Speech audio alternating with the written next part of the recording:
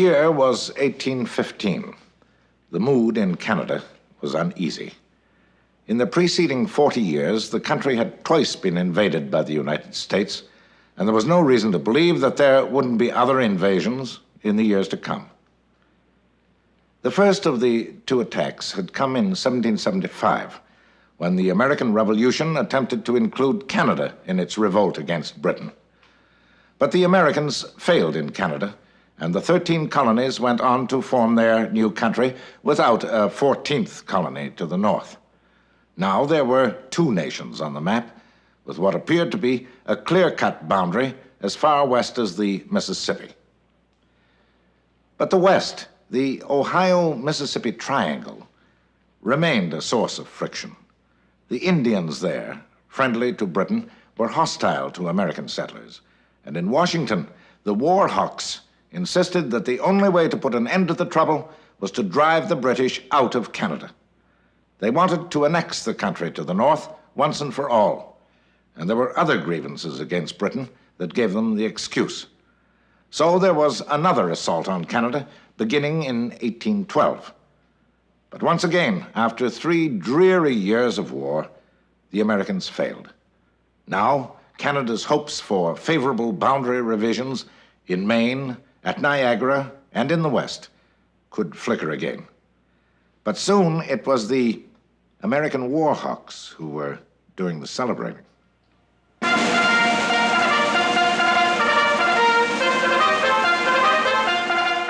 The trumpets of victory might well echo in America, even though no territory had been won in the war. For at the peace talks, the British were compliant, and the leader of the war hawks, Henry Clay, could note with satisfaction how easily Britain agreed to the pre-war boundary, rather than press her advantage on Canada's behalf. For Clay, this was victory. The long struggle for the Ohio-Mississippi Triangle was over. Canada could forget her old dream of keeping the area tied to the St. Lawrence fur trading empire. For the United States, the road to the West was open. Now, in the post-war period, each country could get on with the grand task of occupying its share of the interior. In this enterprise, the United States had a tremendous advantage. For the great mid-continental barrier, the Laurentian Shield, hardly touched its territory. From the Appalachians westward, there was arable land all the way to the Rockies.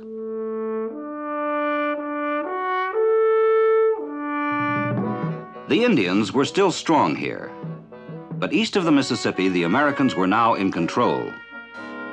Places like Fort Wayne were jumping-off points for the realization of Henry Clay's American system, a vision in which Eastern agricultural skills would create a prosperous West to provide food and markets for an industrial East. Good communications were essential for the plan, and roads were extended westward. And at inns along the roads, future settlers showed optimism and high spirits.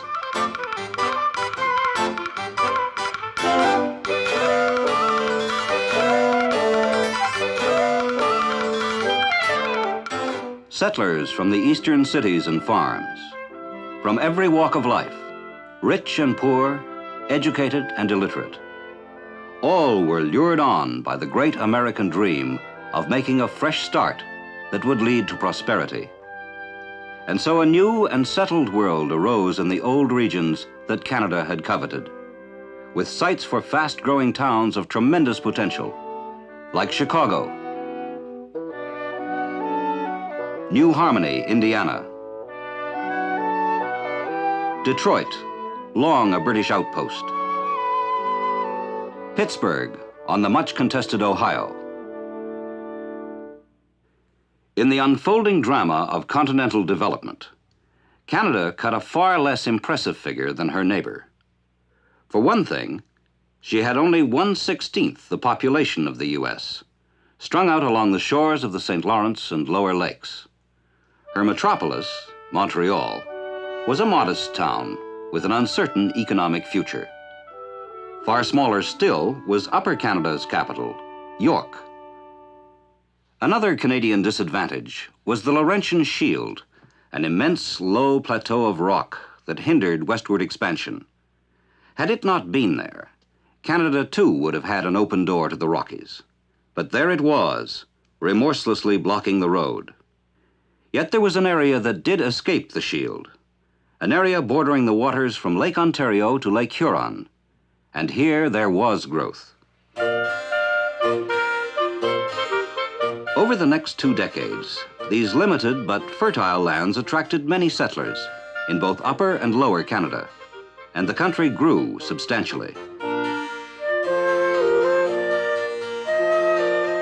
But soon enough, the limits were in sight.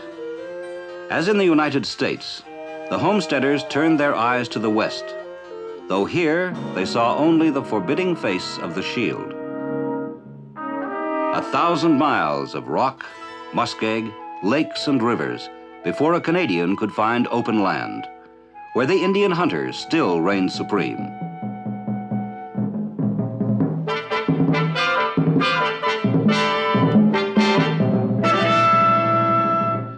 It's perhaps difficult for some Americans, or even some present-day Canadians, to grasp clearly just how much of a disadvantage the Laurentian Shield was during the 19th century's great advance into the interior of the continent.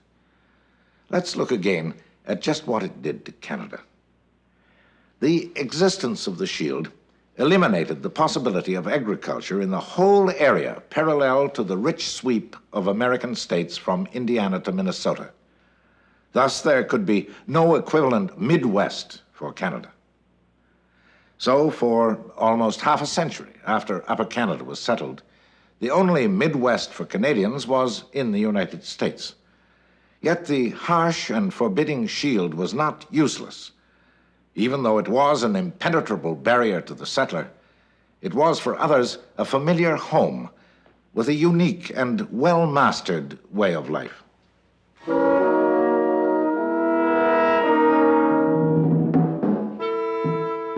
The ragged forests that managed to flourish on the shallow soils of the Shield were happy hunting ground for the Indians.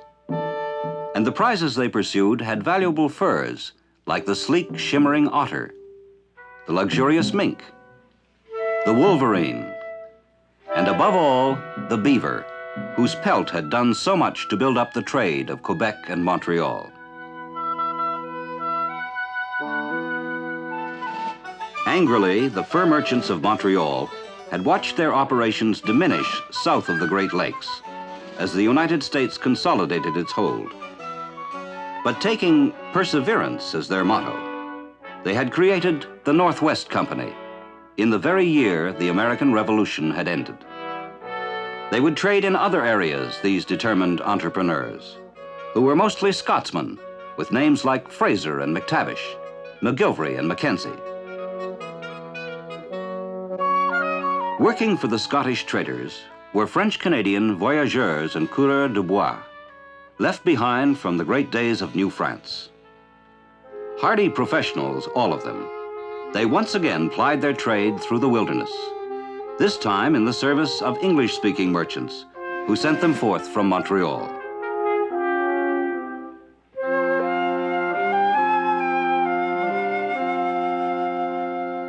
And so, American expansion helped bring about intensified activity on the old French fur trade routes in the north and west.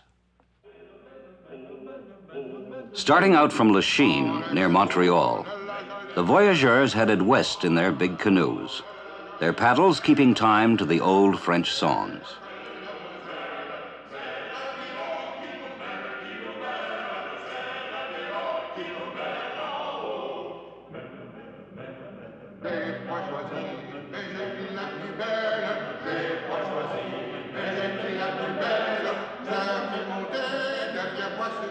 The traditional first destination of the voyageurs from Montreal had usually been Grand Portage, which had been British until 1783.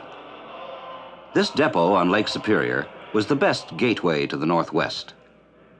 After 1783, Grand Portage and the surrounding area had become American, but there was so little American presence there that the Canadian fur traders were able to ignore the boundary and still use Grand Portage as the jumping-off point to their ultimate destination.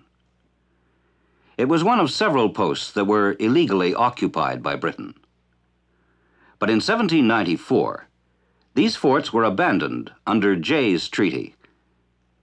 Now Grand Portage was no longer available to the fur men from Montreal, and so a new base had to be created on British soil, Fort William. With furs from the south increasingly denied to Canadian traders, the future would lie north and west of Fort William, and the voyageurs struck out on arduous journeys 1,000 miles into the interior over hazardous routes.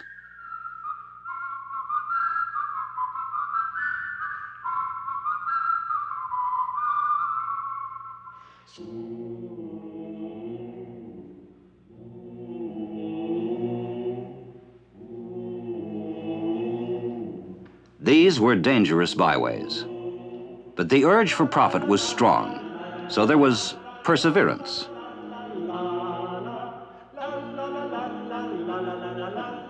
Besides being traders, the men of the Northwest Company were explorers, for the British government had promised them a monopoly in the area if they discovered a river route to the Pacific.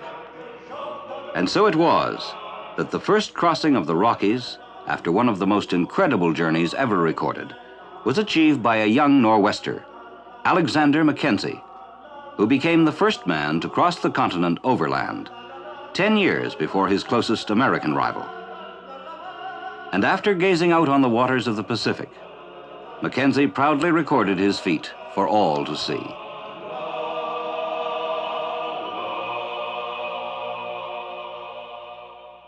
After 1783, all the powers established on the North American continent were pressing their claims on the fabulous Central Pacific coast. Russia, Britain, and Spain all had ambitions here, and soon there was a tangle of conflicting bases, established by men who came by sea rather than by land. The flag of Imperial Russia already flew over settlements in Alaska like Kodiak and New Archangel. And from here, the Russians, avid for furs, sailed south to establish a toehold in Northern California. Britain, responding to the Russian challenge, sent Captain James Cook to the disputed area, and in 1778, he visited Nootka Sound on Vancouver Island to assert Britain's title and discuss trading possibilities with the Indians.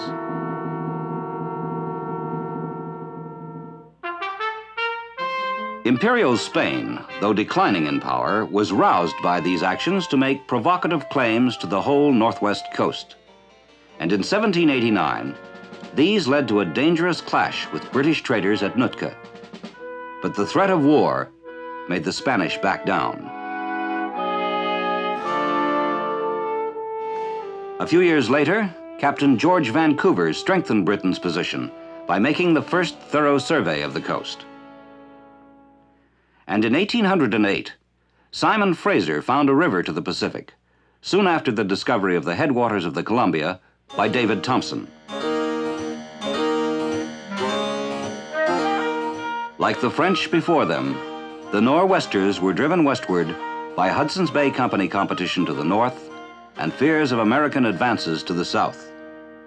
But when the mouth of the Columbia was reached by David Thompson, he was too late. There was already a fort there with the American flag flying over it. It was July 1811. 6 years earlier, Lewis and Clark had paved the way for the establishment of this fort. The two American explorers had reached the mouth of the Columbia after a trailblazing overland trip. Now the Americans had an active interest here. And even before Lewis and Clark, a ship carrying the American trader Robert Gray had sailed these waters. Britain's Captain Vancouver had just missed this key river mouth. Now its discovery by Robert Gray, who named it the Columbia, was to provide the United States with a claim that would prove decisive. But Gray did not push farther. His immediate interest centered on the superb furs that were offered to him by the local Indians.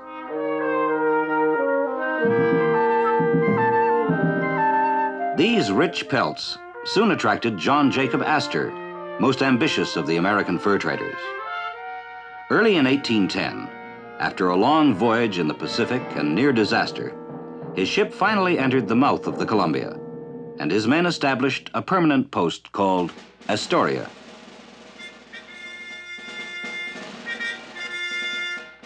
But in 1813, with Britain and the United States at war, Canadian traders arrived at Astoria, and the Americans hastily decided to sell out to them. Better this than be captured by a British warship that was approaching. But later, in a move that was to prove unwise, the Navy formally occupied the fort. Thus, at the treaty that ended the war, the fort came under the heading of occupied territory that had to be returned. The United States and Britain were now the chief contenders for this Pacific Coast area. Unable to agree, they established a condominium, joint rule in the Oregon country.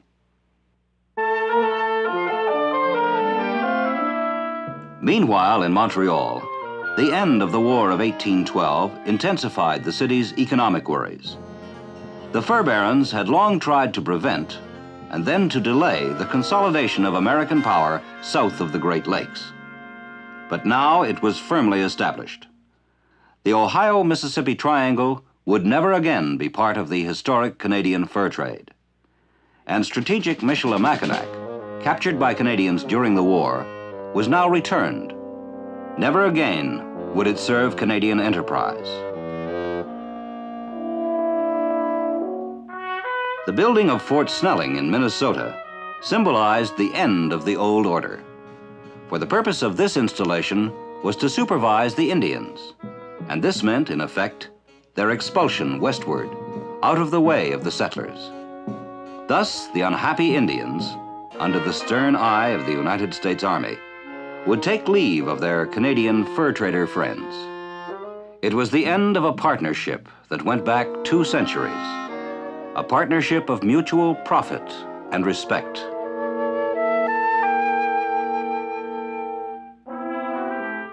Faced with these losses, the men of the Northwest Company of Montreal were forced to develop to the utmost their alternative sources of furs.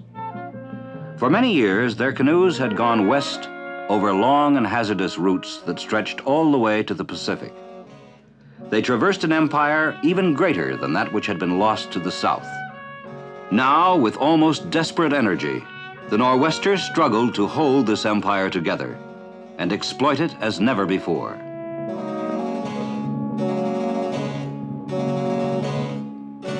But back in Montreal, the Northwest Company was in financial trouble, and Edward Ellis, a director, was given the job of finding a solution. One of the main problems he had to consider was the fierce competition offered by the long-established Hudson's Bay Company. Rivalry sometimes erupted into violence, with raids, thievery, and bloodshed. The rivers leading to Hudson Bay, Ellis realized, made for a short, cheap route to Europe. By contrast, the Northwest Company's furs had to come out by a long and expensive route. So Edward Ellis was forced to the conclusion that there was no future for the Nor'westers unless they merged with the Hudson's Bay Company. And this merger was effected in 1821.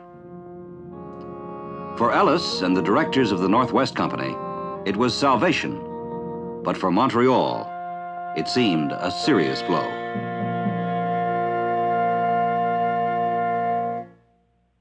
Montreal had been largely built on the fur trade, and now, in the words of William McGillivray, the fur trade is forever lost to Canada.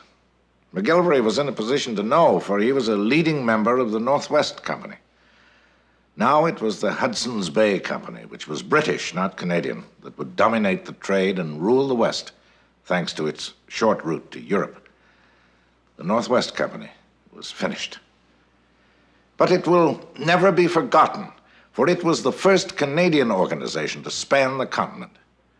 It had staked the limits and traced the links for the transcontinental nation that was to come. But in 1821, in Montreal, this could not be foreseen. for the economic picture was troubled. In Montreal that winter, the business community had once again been reminded of the hazards of being on a map that was constantly being changed by politics and war. During the past 60 years, the city's area of economic influence had fluctuated widely, thanks to edicts from London and conflict with the United States. Ambitions in the Ohio-Mississippi region had been shattered by the War of 1812. And now Hudson Bay was draining away the very lifeblood of Montreal.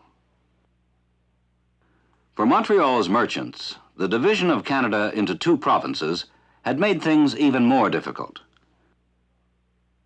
The new boundary had cut them off from English-speaking Upper Canada, and now they were a political minority, these canny Scots and these well-educated Englishmen who controlled Montreal's commerce. They were vastly outnumbered in Lower Canada by the French Canadians, now 500,000 strong, a people whose slow-paced life along the banks of the St. Lawrence held little appeal for the English. The French-Canadian habitants were small-scale producers whose economic outlook knew little of the complex world of credit and capital. They were true conservatives, with the modest goal of gradually increasing the yield of their land to keep pace with their increasing numbers. Moreover, their church fostered a moral restraint that tended to discourage the accumulation of wealth beyond immediate needs. And the French Canadians looked to the church for their strategy of survival as a people.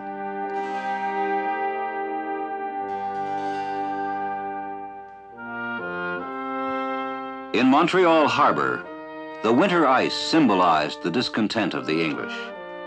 But their hopes lay in this same river, which when free of ice, might be turned into an incomparable highway for the commerce of a continent. From the sea past Quebec, it could bring great argosies with the goods of many nations. Past Quebec, past Montreal, and on through the lakes. Past the growing towns of Upper Canada, and on toward the new American West, which was fast being settled, and which would need an outlet for its produce.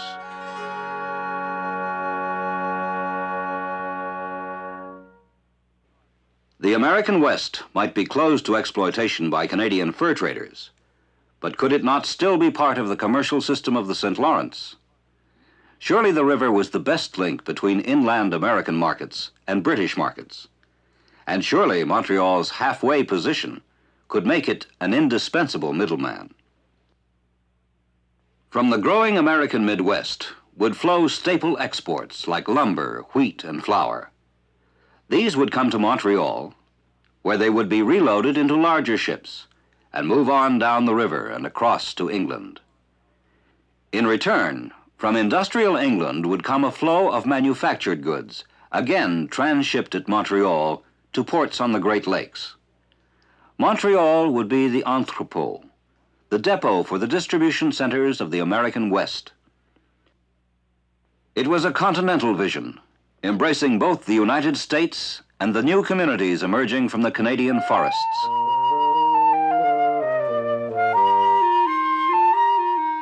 They were coming now from England and Scotland in a modest but steady flow. They often seemed out of place, making tea in the wilderness as they struggled to turn the land into home. But they persisted, arduously clearing the limited but fertile land of Upper Canada. Gradually, a pattern of settled life was spreading across parts of Canada that had once been empty.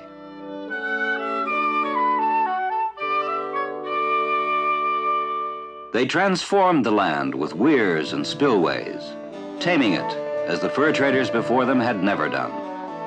They built water wheels and sluices, and, greatest glory of all, grist mills.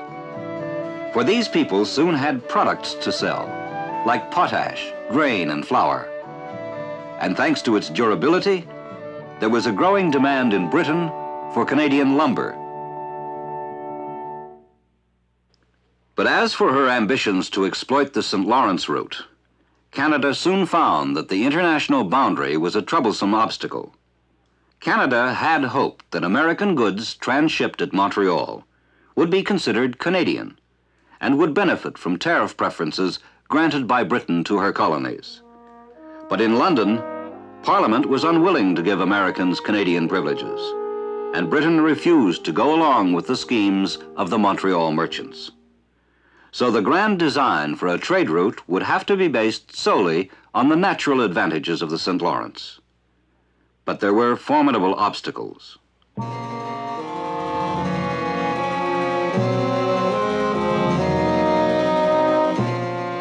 From the churning rapids above Montreal to the awesome plunge at Niagara, the St. Lawrence Great Lakes system offered splendid scenery for the traveler, but costly hindrances to navigation, involving laborious detours by road. Canadians had long known that canals were the only answer, a small one having been dug as early as 1781. Now the need was for more canals and larger ones. So in the 1820s, a series of canals was begun above Montreal. And the year 1829 saw the enthusiastic opening of the Welland Canal, creating a smooth bypass around the mighty cataract at Niagara. Surely the great waterway would now see the fulfillment of Montreal's dreams, with goods from Manchester and Birmingham moving inland to Montreal and beyond, to the American interior. On the way, they would pass American exports heading for Montreal en route to the Atlantic Ocean and markets overseas.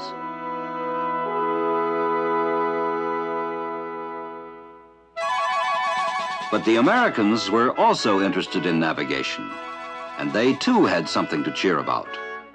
Yankee enterprise and energy had started building the Erie Canal in 1817, and 8 years later, at the ceremony that opened it, Governor DeWitt Clinton of New York symbolically poured 5 gallons of Lake Erie into New York's harbor.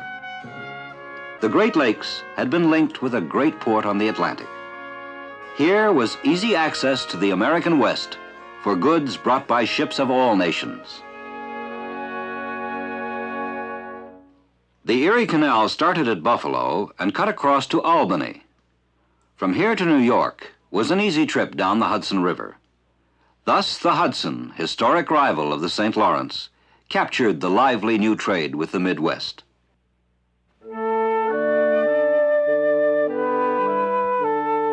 "82 locks were needed to raise the barges almost 600 feet between Albany and Buffalo. The Erie Canal was 373 miles long, but only 4 feet deep in most places. It was destined to touch off an agricultural boom in the American West, and it was the principal route for emigrants heading there.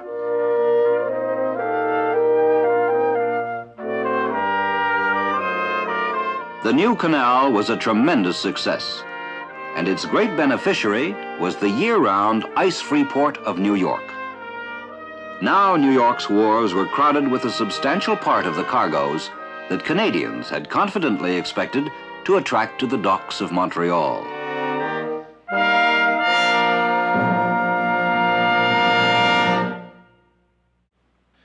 The Erie Canal was a great blow to the Montreal merchants, and they had to plan strategy against it. But their planning was complicated by growing political conflict between the English and the French in Lower Canada. The English wanted to impose taxes for public works, like improvements to canals. But the French, with little stake in commerce, were opposed to heavy taxes that would, they said, only benefit the English, and the French were in the majority. The Montreal merchants, convinced that they alone represented progress, tried hard to get the British administration to ignore the French majority. They had felt justified in this ever since 1822, when the British refused to unite Upper and Lower Canada. In this united colony, the English would have been the majority, and the Montreal merchants would have had the support of their compatriots in what is now Ontario.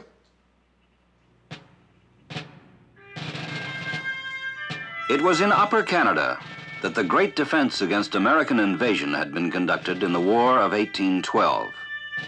The monuments commemorating this war symbolized the triumph of the loyalist Tory outlook, a system that rested on military power and the British imperial connection.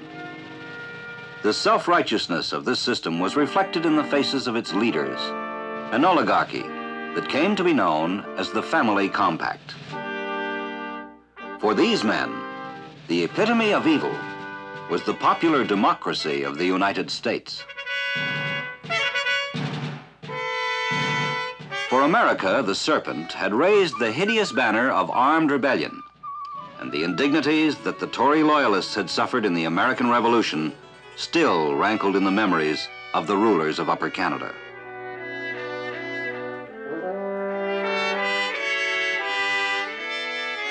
The American rattlesnake was implacably hostile to everything British in North America.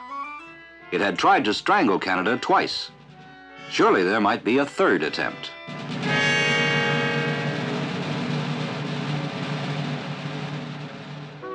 The building of the Rideau Canal in Upper Canada was one manifestation of the fear left behind by the Americans.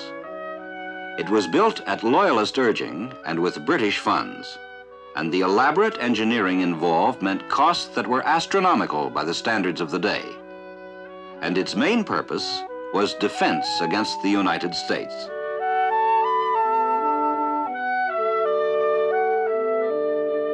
Essentially, the Rideau Canal was meant to provide a route from Lake Ontario to the Ottawa River and then to Montreal, so that ships could avoid the dangerous American border along the St. Lawrence in the event of war.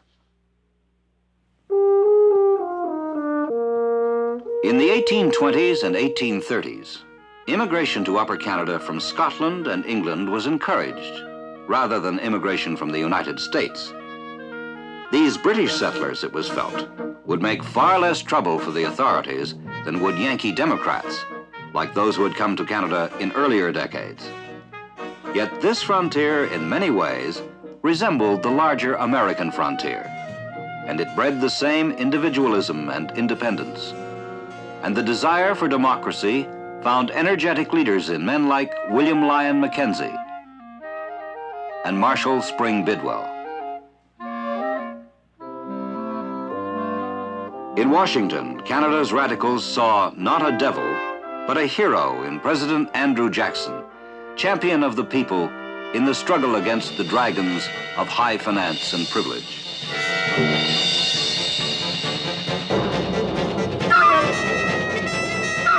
While President Jackson battled the bankers, his Canadian admirers, like Marshall Bidwell, had dragons of their own to denounce. They hinted openly that American institutions would best promote reform of the corrupt ruling class. Even Louis-Joseph Papineau, the brilliant French-Canadian radical, came to praise American republicanism as a remedy for the grievances of his people. The habitants of Lower Canada, he said, would be better off joining the United States than living under continued British misrule. But loyalism, as personified by Sir Francis Bond Head, governor of Upper Canada, knew that its privileges could not survive under democratic rule, and it tried to discredit all efforts at reform.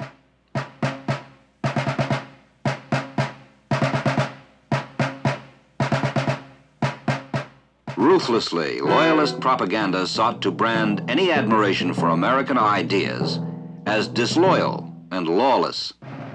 This at a time when, for many Canadians, democracy was still a dirty word.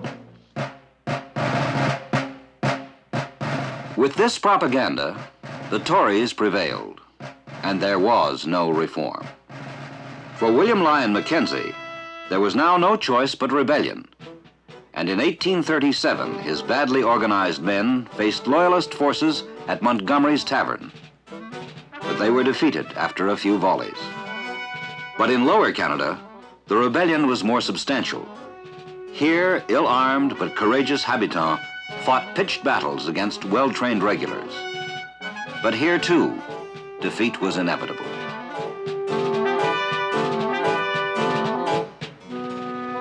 Prisoners taken by the authorities faced an ugly mood as the oligarchy called for vengeance. 10 of the rebels were executed, and 58 were exiled to remote Australia. The forces of privilege were safe for the moment, but only through hateful military oppression.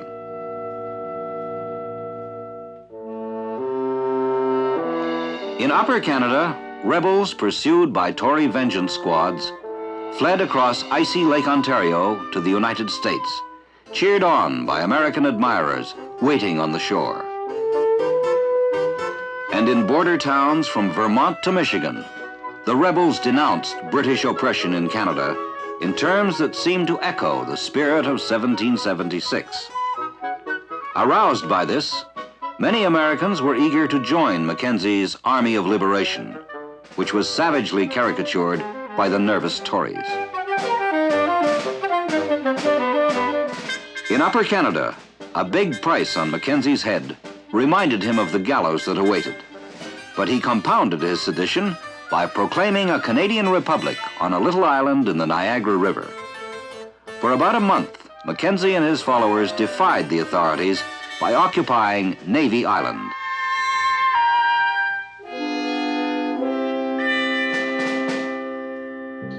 But the rebels on Navy Island could not survive without supplies, and these had to come from the American side of the river. So, on a dark night, early in 1838, the Canadian authorities decided to cut the supply line and send a small armed force out onto the river. They found Mackenzie's supply ship, the Caroline, in American waters, but they boarded her anyway, overwhelmed her crew, set her afire and adrift toward the Great Falls at Niagara. It had been a brief but fateful invasion of the United States.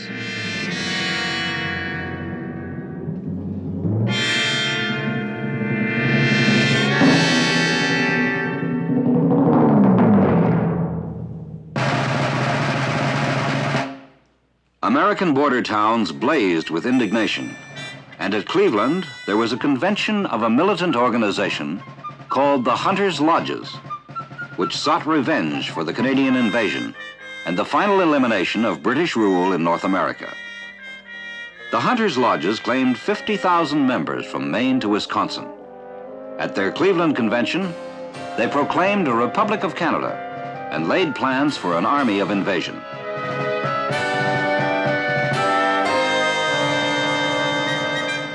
At Prescott on Lake Ontario, the Hunters' Lodges struck their most ambitious blow. 1,000 of these crusaders managed to land there and occupy a windmill. But after a siege of 5 days, the invaders were forced to surrender to British troops.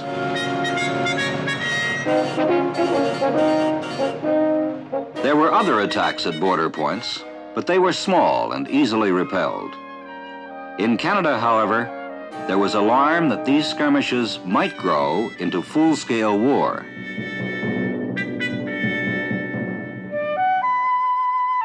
But in Washington, the most influential expansionist forces were at that moment interested not in Canada, but in Texas and California. With American energies needed there, it was time to restrain the hotheads on the Canadian border, and General Winfield Scott was given this job. But whiskey helped warm up the situation again when Alexander MacLeod, a Canadian spy, boozily boasted that it was he who had led the raid on the Caroline, Mackenzie's ill-fated supply ship. MacLeod committed this indiscretion in a tavern on the American side of the border, where he was promptly arrested for the murder of a sailor aboard the ship. So passionate were feelings in New York State that MacLeod had to be protected from would-be lynchers as he awaited trial. From the British Lion came a roar of rage over the MacLeod affair, reflecting Lord Palmerston's imperialist mood as foreign minister. There followed a long and fierce diplomatic uproar, with the Caroline in the background, as congressmen called for vengeance, and the old devil of Anglo-American distrust fanned the flames. The destruction of the Caroline was now furiously defended by the British, while in Washington, it was seen as an act of aggression. But Daniel Webster, Secretary of State, was a restraining influence. And in Britain, the young Queen Victoria, with her husband Albert, also exercised a subtle influence for moderation. Lord Aberdeen replaced the belligerent Palmerston, and the crisis passed when the troublesome Mr. McLeod was acquitted and sent home.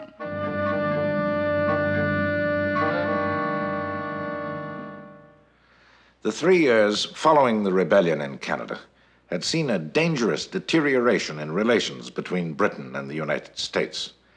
In the reawakening of old hatreds, Englishmen again saw the Americans as boors and blusterers, and the Americans again saw the English as imperialist reactionaries and bullies.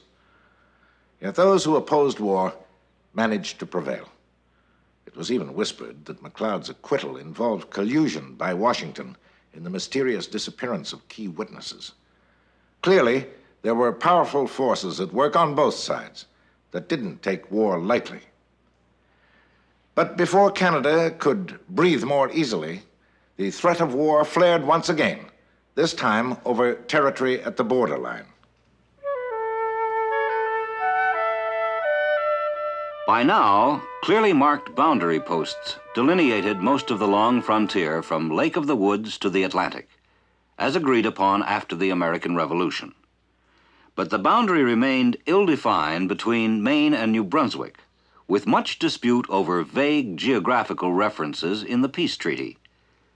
This richly forested area had once been safely remote, but after 1830, it was increasingly invaded by lumbermen from both Maine and New Brunswick, all eager for profit. With both sides claiming authority, Americans were soon cutting timber in territory claimed by Canada and Canadians in territory claimed by the United States. 12,000 square miles were at stake, with British claims cutting far south of the St. John River and American claims stretching up to within 20 miles of the St. Lawrence. Many efforts to settle the dispute failed, and now frontier violence loomed.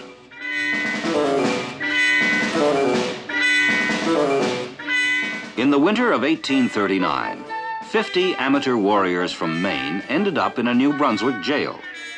They had been sent to drive Canadian lumbermen out of the Aroostook area, but instead they had been captured. As the tension grew, local leaders adopted unyielding positions, forcing their respective nations into a glowering and dangerous opposition.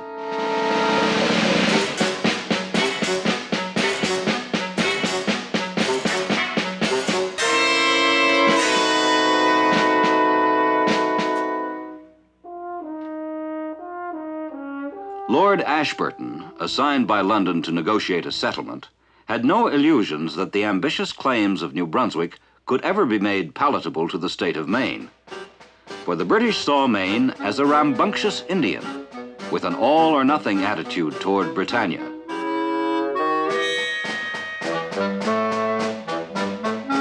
Was the British lion asleep? New Brunswick was worried about this, and about Lord Ashburton's abilities.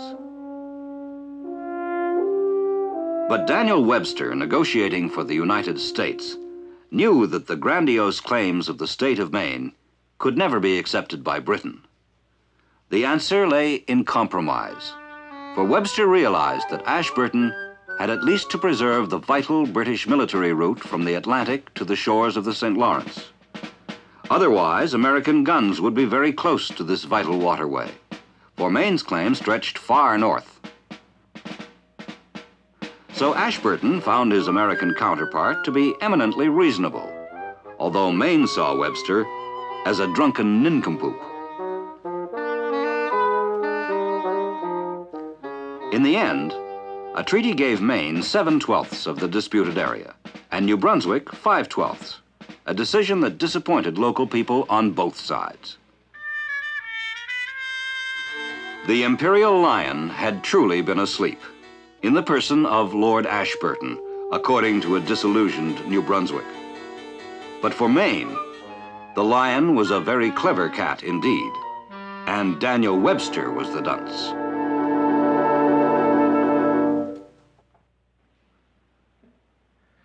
Neither Webster nor Ashburton deserved the epithets that were directed at them. Actually, they had both acted in a reasonable and intelligent way. Modern historians feel that New Brunswick may have been lucky to get as much as it did, including a route for a future railway to Lower Canada. As for Webster, the concessions he won included a redefinition of the border at Rouse's Point that put it in American territory. Here in northern New York, the Americans had built a fort, which, thanks to a surveyor's mistake, was found to be a quarter of a mile inside Canada. Thus, rational self-interest and the courage to compromise won out over unreasoning belligerence. But soon there was another and even more dangerous threat, far to the west. Beyond the Rockies, a tangle of rival claims kept the boundary undefined long after other issues of the War of 1812 were settled. Here, the British wanted the Columbia River for the fur trade, but the United States had its eye on Puget Sound with its excellent harbors. This stalemate had produced an agreement for a condominium, joint occupation for 10 years.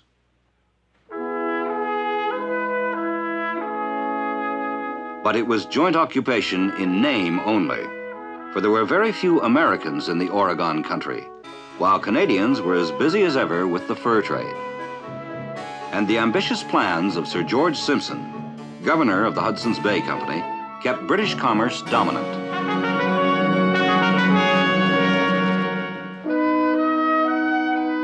This lovely mountain empire seemed safe for the fur trade. There were no settlers to interfere, and only a few military outposts in the 1,500 miles of Indian territory between Oregon and the Mississippi. But early in the 1830s, settlers did start to appear in the remote and spectacular Oregon country. They were led by missionaries of various faiths who hoped to establish an earthly paradise here and who were driven by mystical visions.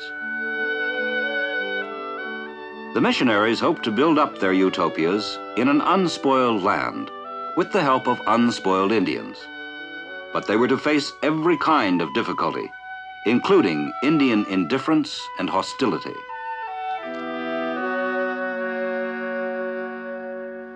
Despite all the difficulties that faced them, the new missionary settlers fell in love with these rich and splendid lands. And it was not long before their glowing descriptions were attracting attention in the highest political circles in far-off Washington.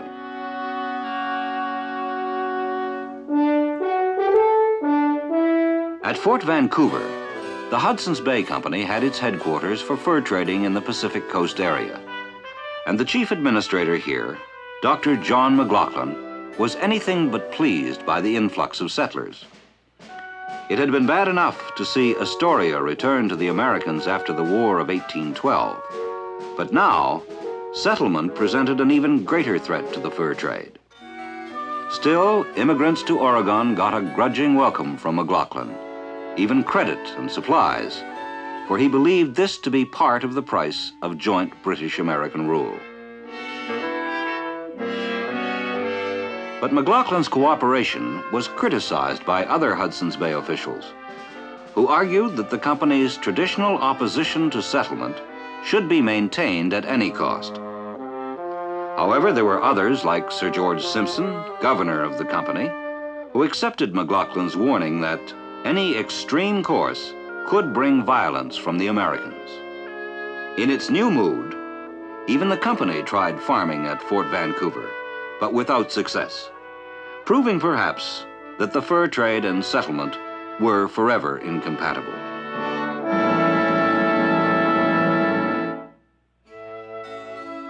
Soon, new waves of American settlers were on the move toward the Oregon country.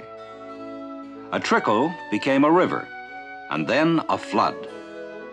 They started out from the Mississippi and the Missouri, and driven by Oregon fever, they ignored promising lands along the way that would not be settled for another 50 years.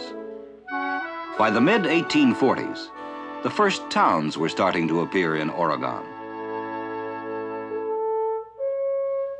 But just as McLaughlin had feared, the picturesque valleys of Oregon saw political unrest. As early as 1843, in the Willamette Valley, settlers met to debate their status under joint British-American rule. The settlers, almost all of them Americans, felt that the joint rule was far too British and unsympathetic, so they boldly decided to set up a provisional local government of their own.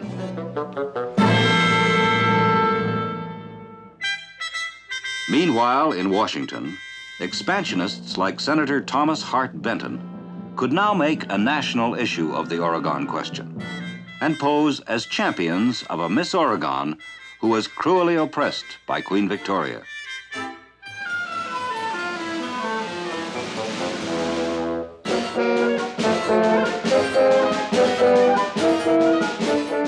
A northern boundary on the map at 54 degrees, 40 minutes of latitude. This became the American slogan. In 1844, this inflammatory slogan helped elect James Polk to the presidency of the United States. Now he had to take action on this issue that so aroused public opinion.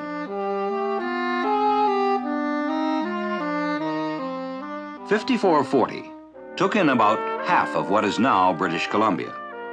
But Polk instead made a more moderate demand, the 49th parallel.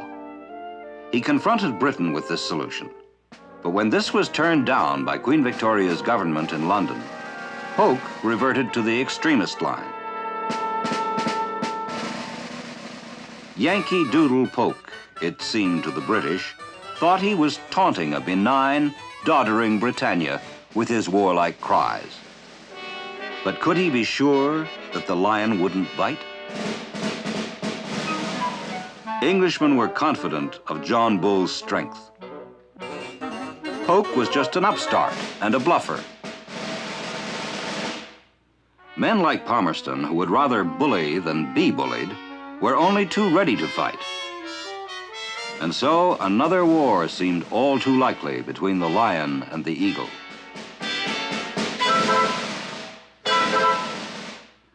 Suddenly, at the height of the crisis, there was compromise. But the U.S. merely abandoned inflated ambitions for the whole area, while Britain gave up well-founded claims to the Columbia River Triangle.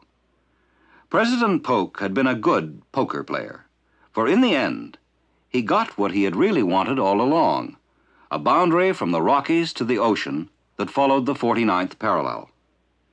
But an important American concession gave all of Vancouver Island to the British. Thus, the Oregon country was finally divided, and with this agreement in 1846, the entire Canadian-American boundary was at last virtually defined. In Canada, the war scare had found military installations far too weak. Had war broken out, the country might well have been lost. And in Washington, too, there were good reasons to avoid war over Oregon. For there was trouble to the south, which had started a decade earlier, when American settlers in the Mexican province of Texas began battling with the Mexican authorities. Massacred at the Alamo, the Americans had found revenge under Sam Houston's leadership, defeating a Mexican army. The settlers had set up a Republic of Texas, which had later been annexed by the U.S. The hope of further expansion through war with Mexico had been on Polk's mind as he listened to cries for action in Oregon.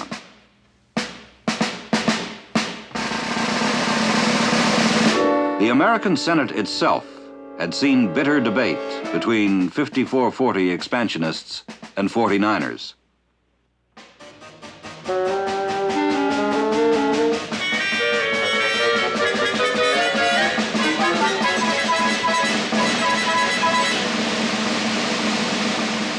But the expansionists in the Senate had not prevailed, and the threat of war receded as Polk managed to win support for the more moderate solution of the 49th parallel.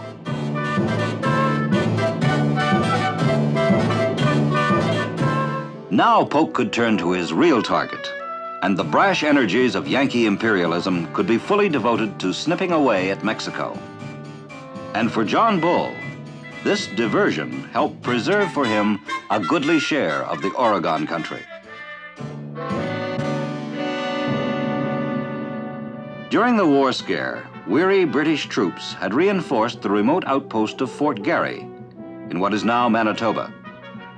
This was the center of another vast realm ruled by the Hudson's Bay Company. And even though it was remote from American preoccupations, it too could someday be in danger. The 49th parallel now cut across an empty prairie. But could these boundary posts stop land-hungry American settlers if they ever headed north? Such fears were by no means unfounded. American expansionism was very real, as shown by the war underway in Mexico. The issue there was the desire for more land, and it seemed that American power, roused in support of American settlers, was not to be resisted. Since the War of 1812, moderation had prevailed. Otherwise, the Caroline affair, the dispute with Maine, and the Oregon crisis might have ended in war. But during the Oregon crisis, an American editorialist wrote of his country's manifest destiny to overspread the continent. The phrase caught on, and politicians took to using it. Was this a passing mood or a determination to occupy every part of a continent that was still 3/4 empty? The border with British North America had now been officially drawn, but could it survive the urge toward manifest destiny